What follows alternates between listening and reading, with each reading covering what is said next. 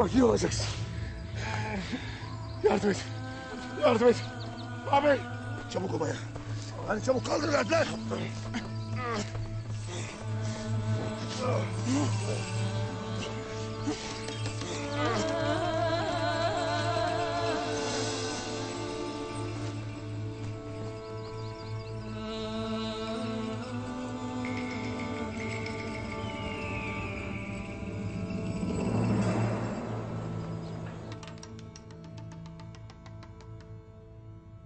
Diyeceğim odur ki ana, ne benim, ne Sungur Tekin'in, ne de obanın beylerinin tahammülü kalmamıştır.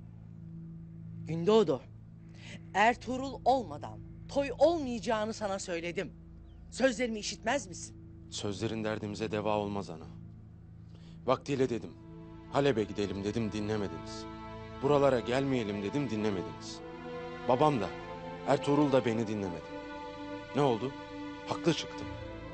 Başımıza nice fitne geldi, nice şehit verdik. Artık yeter. Sen Ertuğrul'un niyetini başından beri bilirsin. Bilirsin de demezsin. Sen sustukça o haddini aşar. Ana, beylik vekaletiyle analığı birbirine karıştırırsın. Senin Ertuğrul'a karşı zaafın vardır. Bu zayıflık da devletin bekasını tehlikeye atar. Haddini bil Gündoğdu. Ana, obanın beyleriyle konuştum. Toy isterler. Artık sende olan emaneti sahibine vermenin vakti geldi. Sungur Tekin de benim arkamdadır. Bilirim. Başından beri bizim için didindin durdun. Lakin Ertuğrul durmayacak. Ona dur diyecek biri varsa o da benim.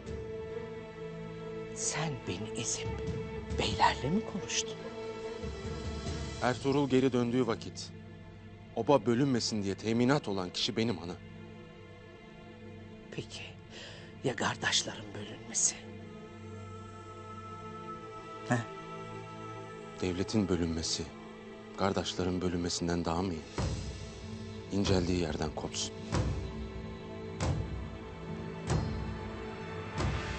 Demek Sungur Tekin de senin gibi düşünür. İki evladım da beni çiğneyip toy yapmak ister. Ana, anlamaz mısın? Mesele sen değilsin Ertuğrul. Eğer ona dur demezsek obamız bölünecek.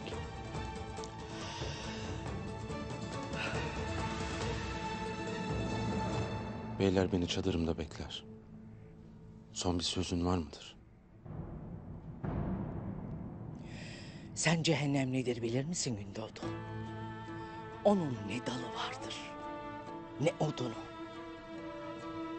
Herkes kendi taşır kendi ataşını. Madem öyle, herkes görüp bilsin marifetlerinizi.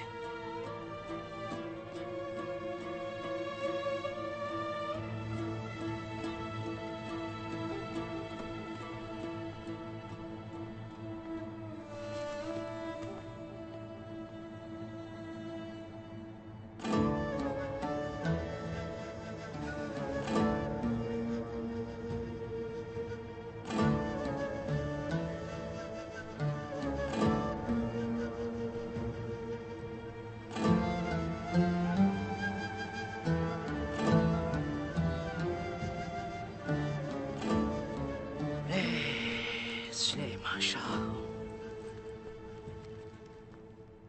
Nicedir söylediğin gün. Gelip kapımıza dayandı. Bundan gayrı tek vazifem vardır. Evlatlarımı bir arada tutmak.